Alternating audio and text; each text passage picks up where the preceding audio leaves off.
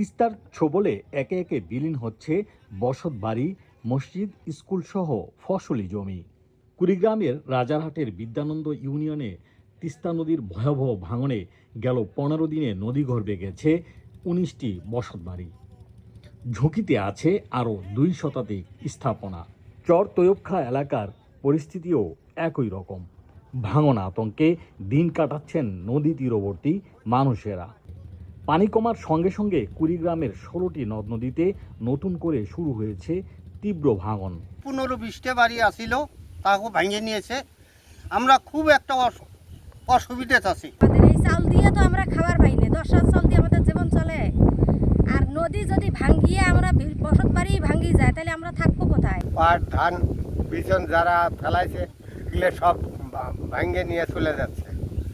জেলার প্রায় 40টি পয়েন্টে চলছে ভাঙনের খেলা। কুড়িগ্রামের পানি উন্নয়ন বোর্ড 30টি গুরুত্বপূর্ণ পয়েন্টে প্রতিরোধমূলক ব্যবস্থা নিয়েছে। তবে চরাঞ্চলের জন্য আলাদা বাজেট না থাকায় নেওয়া হয়নি কোনো ব্যবস্থা। আরও বেশ কয়েকটি পয়েন্টের জন্য আমরা আমাদের ঊর্ধ্বতন কর্তৃপক্ষের কাছে চাহিদা প্রেরণ করেছি। যদি অনুমোদন পাওয়া যায় তাহলে আমরা এই সমস্ত জায়গায় আপৎকালীন জরুরি কাজ বাস্তবায়ন করব। নদী ভাঙন রোধে স্থায়ী সমাধান চান কুড়িগ্রামের ক্ষতিগ্রস্তরা।